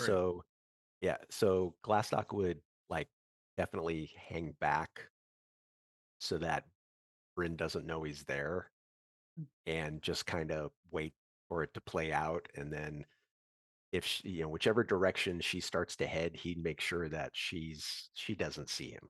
Okay. So that, it's doesn't want to make it obvious that he knows what's going on. Okay. and as the Pathfinders there are kind of like They kind of give up. wrap He's like, it up. Yep. and he's just like, Yeah. Oh. And Brynn would put her hand on Talk's face and just be like, I love you more than anything in the world. And I need you to never, ever forget that, no matter what happens. I love you too, Mom. I do. Just, I, it, it, they say it's okay. And she would hug him one more time and hold him tight. And she'd be like, everything will be fine. Okay. I see each other again someday. I believe in that. Mm-hmm. Okay. And then Brynn would kind of just like smile and send him on his way. And he kind of looks back and he's meets up with the two adventurers, and then you see them walk down the alley in the main street. And he kind of Brynn looks back actually a few doesn't, times and Brynn tries to like keep it together as long as like he's looking back. And then eventually, yeah, she would lose sight of them, I Yep. guess. And what does Bryn does she sit down and just Brynn finds a spot like that's not on like the main drag Mhm. here, and then she would go find another spot to sit down somewhere off to the side, and she would just cry. Okay. Mhm. Glastoc. Mhm. You eventually see Bryn to the side just crying for a So she while. just wanders off a Mhm. little bit. But Glastock will give her a couple of minutes, and you know, as he's walking towards Radix, he'll Mhm. make it look like, oh, there's Bryn, and kind of Mhm. veer off Yep. towards her and stuff. And as he approaches, um, he won't say anything. He'll just sit down next to her. Oh, Are you okay, Glastoc. dear? Yeah. Yeah. Why do you ask? And Bryn kind of knows that she looks a sight, and Yeah. I why mean, you ask is more of a you joke. you get hurt. You look like you've been Mm. crying. Yeah, Glastoc. I just had a I just saw somebody I haven't seen in a long time. So it was didn't expect to quite feel that way. So And help me. so Glastock will stand up and he'll produce his stein, Mm-hmm. and he'll set it down on the ground next to Bryn, and he's going to put his hand on her shoulder and kind of lean in and put his head on hers. And he Mm-hmm. goes and he says, "There's a lot of wounds I can heal, but emotional ones take the longest." And he's just going to turn and walk towards Radix and leave her Mm-hmm. alone. And I take the Stein gladly and drink a lot. And every time you empty it, it refill. Amazing. Amazing. Perfect. So yep. Yep. And then Bryn's just kind of sitting there Level 2 magic composing item. herself. Yay! Yay! And as Yep. Bryn takes time by herself, we're going to jump to Aviro. As Aviro, you go to now the Temple of Nethi, this magic temple. Everything looks very similar, except the magic symbols and the deities are the difference. As you go in, you see um, uh, the assistant King Ko making copies for different wizards that are there, and scrolls and stuff like that. And you kind of approach the desk, and they're like, "What?" And you say who you are, and like, "Oh yeah, yes." And the assistant's like, "Yes, the library's you know what the library is," and you sign in. And as you make your way to the library and you're researching books, and occasionally you'll see this fairy with the wings of a book fly at different locations within the library and stuff like that. You notice that the bookcases have a little bit more vines on them, as the librarian has made it a little bit more her domain. In the distance, you do see the dryad, uh, book dryad, so to speak, of the librarian in assisting different people of different levels. And What books are you looking specifically for? Remind me why I'm here. It had to do with the timey-wiminess. You're looking for the timey-wiminess and how it Yeah. connected, and then the entity Well, potentially, I think, or so I am looking for books on or any scrolls, anything on multidimensionality, uh and time travel and displacement thereof, records of anyone who has done this before, anything that I can find out about that. And then if I have so. time, then I'll find out about the purple sheep entity and see Okay. what it says. When Aviro was in the past, did he write anything about timey-wimey space stuff in his Probably not. journal, or any papers or anything like that Oh about? well, he certainly, when he got sucked back into the past, 100 years into the past, Mhm. he would have jotted down his thoughts and what he knows about Feldmore's third postulate on the laws of space-time continuum, Mhm. and what Did he knows about that. you But did you share that with Copperlocks by chance? Hmm. he probably would have talked about that with Hendrik. So Yeah. there is a paper that you find by Copperlock in here talking about the time, basically what you described. He's written that paper about time. That's not helpful. I already know all that.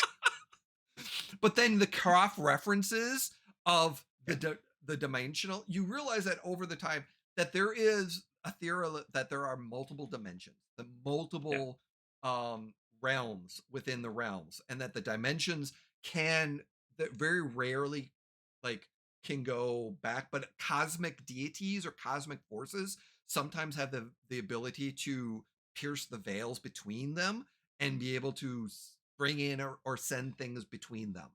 But it's Okay. theoretical. There's really no documentation of Hmm. that, but there is a theoretical that it is possible that, and then you find the theoretical possibility that if that is possible, that when two individuals of different realities, it's that when you go in that thought about going into the past and meeting yourself in the past, and then the cosmic of annihilation potentially Hmm. is there. But when you have two dimensionals, there's potential not of annihilation, but something merging. So you read the Hmm. passage that there might be a merging of stuff. Hmm. So you feel a little bit better that, yeah, you get a little bit grasper of like what exactly potentially happened.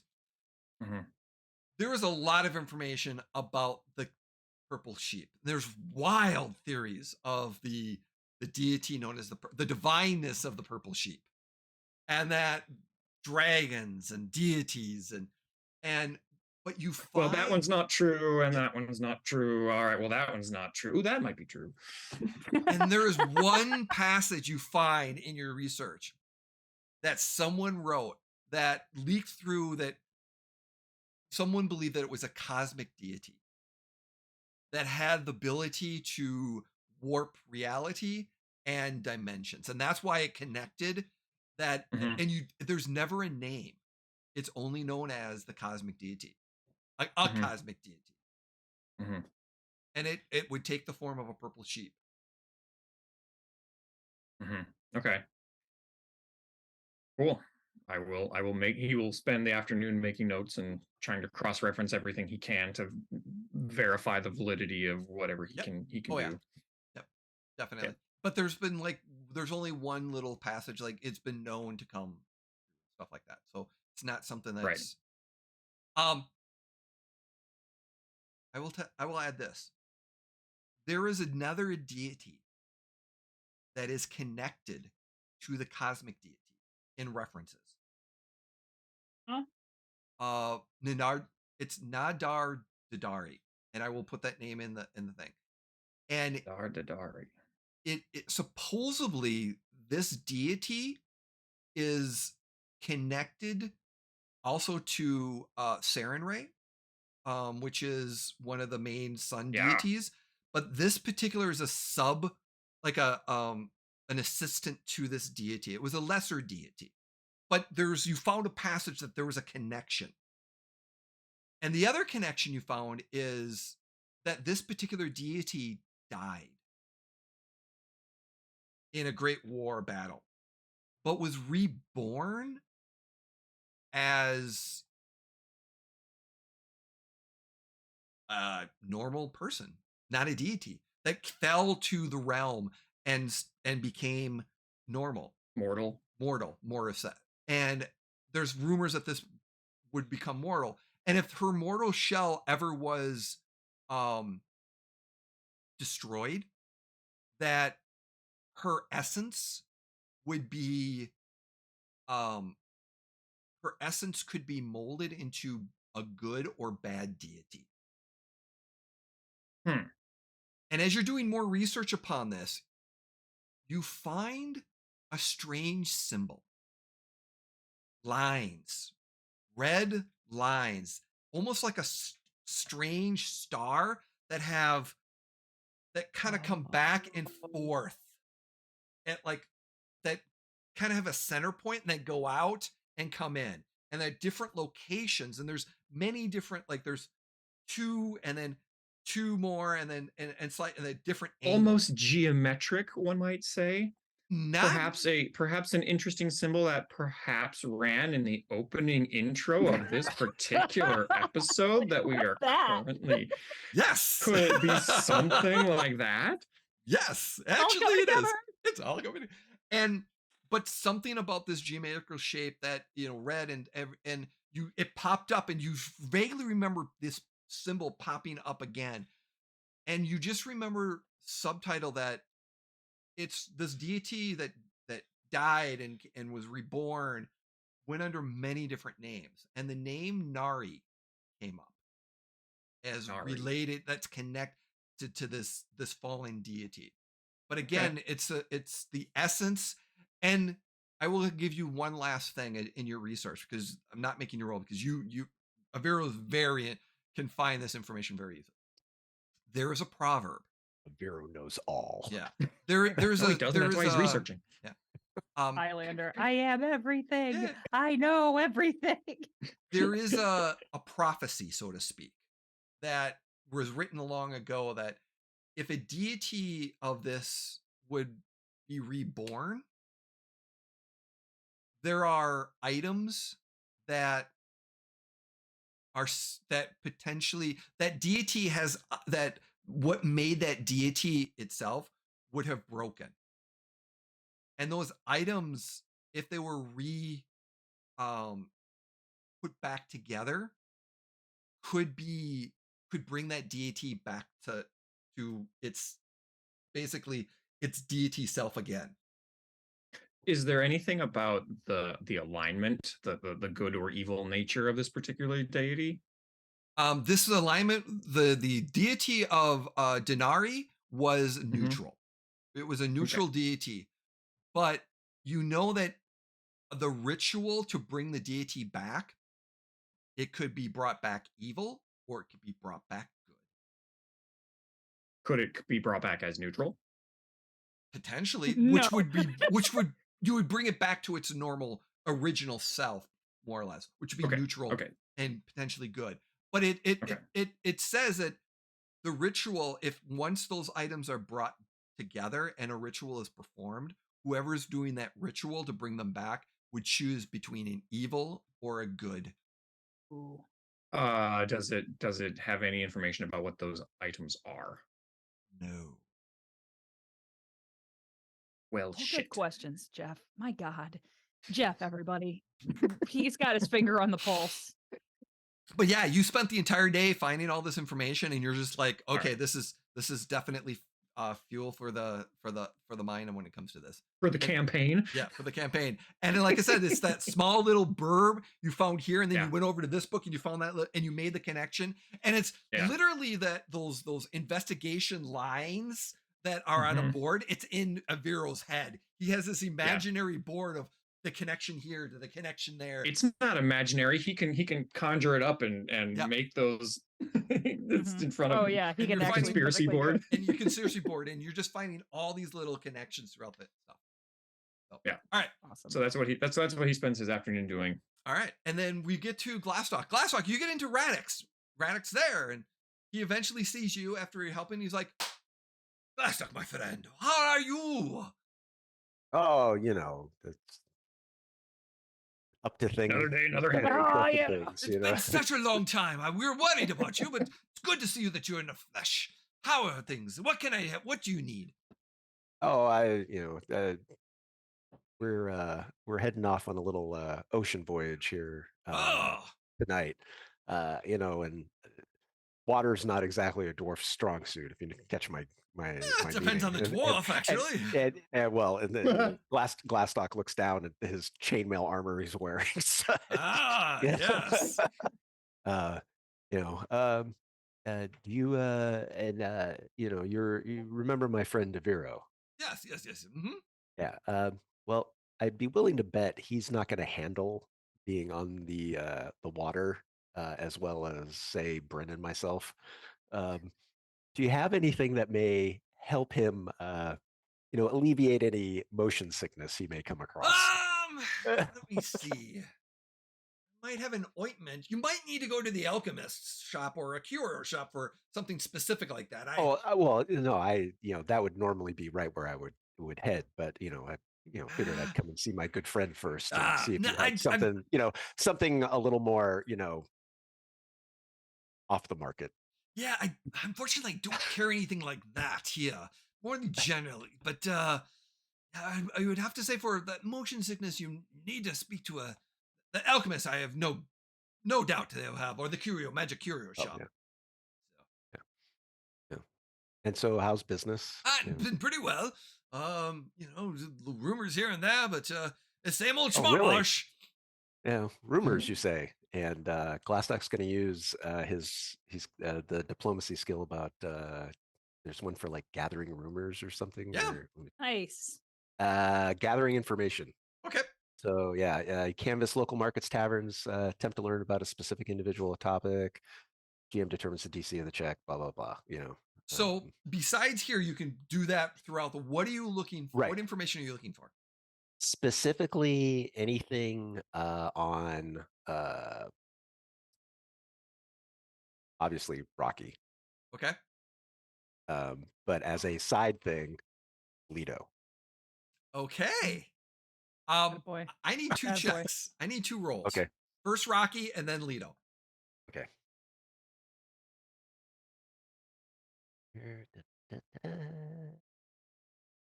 Takes me a little while to remember. I like the roll thing that this has built into it, but it's easy. So Rocky and 19. Okay. And then Lido.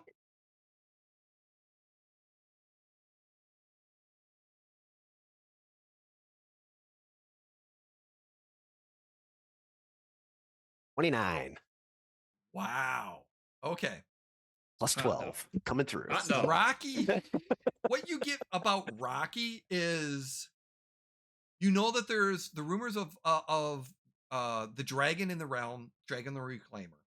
It's been around the realm, but there's standing orders for dragon hunters in the area, and there's a particular dragon hunter that's been around, been kind of he's a little bit older, but there's been some, back in the past there was a big thing of dragon hunters, then it subsided, but then with the more recent sightings, and there hasn't been really any sightings in the last few weeks.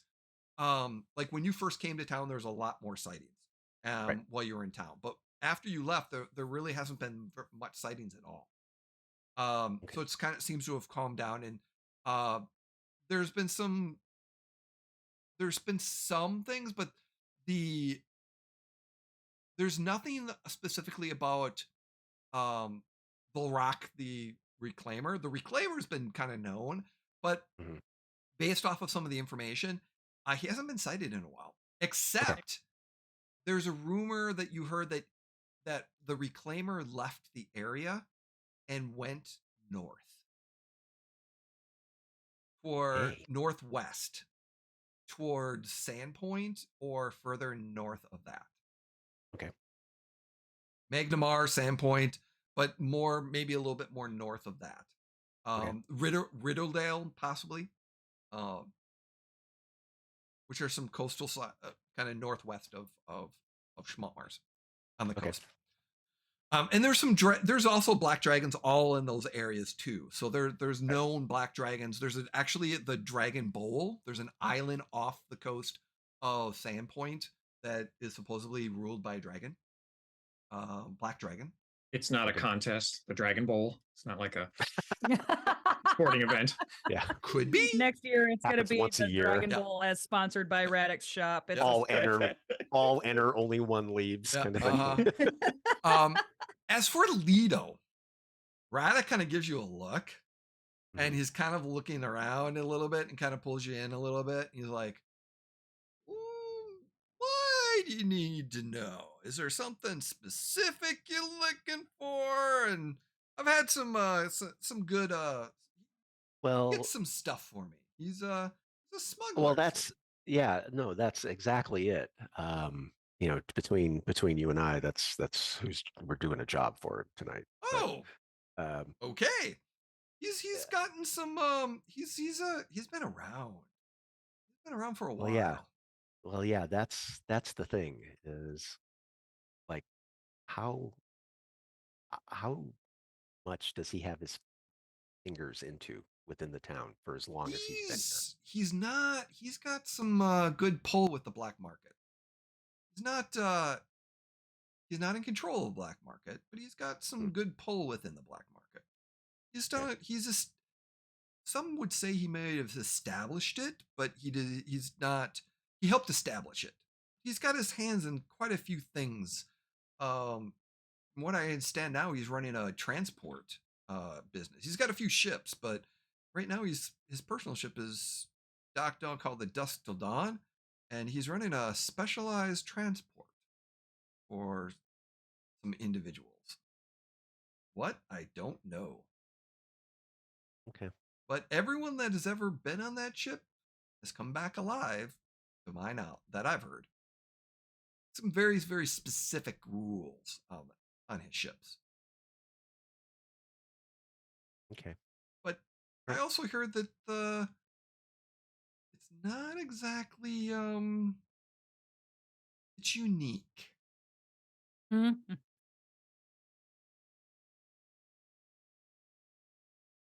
And Glastoc's gonna I'm sure like just like any Mhm. other store, there's those like at a grocery store, there's the items right Yep, there at the yep, checkout mhm. line that you just kind of grab. So Glastoc will just grab something and throw a couple A of gold chapstick. pieces on the Okay. counter, Yep. and Some he'll gum. The thing that you notice, prices, you're like, oh, you'd be paying 50 gold pieces. 18 gold. Prices are different Nice. here. I effing love D&D to Pathfinder depreciation. This is amazing. The prices for The things exchange value. are very different. Well, just so you know, Glastoc has a feat called Bargain Hunter, where Mhm. And it's even reduced because you're friends, so it's even Yeah. reduced more. Wow. Yeah. Awesome. I can actually earn money by buying and reselling stuff within the town. Bro. Why are we adventuring at all? We need to Yes. just stay here. Yeah. We're gonna set up the first eBay. Yeah. So as you are Like- getting done doing all this shopping and stuff like that, eBay for Dragon Daddy. yeah, Dragon Daddy eBay. D-Bay. eBay. Yes. Is anything else that you're getting from Raddick or anything else? And you spend No. the time, you spend the afternoon getting more information and things Yeah, of that just nature. yeah, because it says I have to take 2 hours to do Yeah. it. So I would assume that it's kind of You're popping around, and you can stop at the alchemist. I do go by the alchemist shop and buy something specifically for Yep, Aviro so that he not a doesn't, problem. doesn't get seasick. Yep, you're able to grab all that stuff, and within the next, is there anything else that Glastocs want to do in the afternoon before the 4 o'clock? That you, like I said- He contemplates going by the curio shop, but he's gonna not right now. Okay. All right. I think it's something that he wants to get a better feel for everything that's going on first before Okay. going there. And as the Radek was kind of like his test to Yep. see how everything works because he has a more friendly relationship. Mm-hmm. Friendly relationship with Radek, not a friendly relationship. Attaboy. Any port in a storm. And as the afternoon, Glastoc is kind of getting his stuff done, and Aviro's finally leaving the temple, and we'll what's Brynn doing the rest of the afternoon? Drinking. Brynn would just be kind of wandering. I mean, she doesn't need much of anything. She just kind of is, again, kind of like Glastoc, but in a different way. She's just wandering and like looking at the shops and looking at the people and listening to them barter and bargain and talk and listening for rumors and just kind of just taking it all in. And then yeah, she's just kind of people watching, and then eventually, obviously, she would probably go and try to find specifically Glastoc kind of before the 4 o'clock mark. And you would have been found him wandering and information gathering and stuff like that. And she say, "Here's your stein back. Thank you." Did it help? Yes, it did. Thanks. Was it full when you gave it back? It It was automatically about- refills every time. So Yes. it's And that literally tells you called an nothing. endless stein. Brynn doesn't like seem like super drunk, but she seems like she has kind of pulled it together Oh, a no. little bit. And It's a bottomless stein.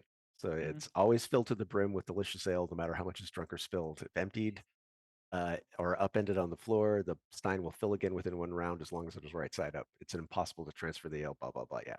So yeah, it's Awesome. just always full. just always full of whatever you want.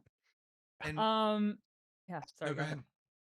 I didn't have anything. I was just gonna kind of chill out and walk with Glastoc. So on the his afternoon is travel. kind of happening, and as you finish up some of the stuff, that is where we're going to end our first episode of season 3.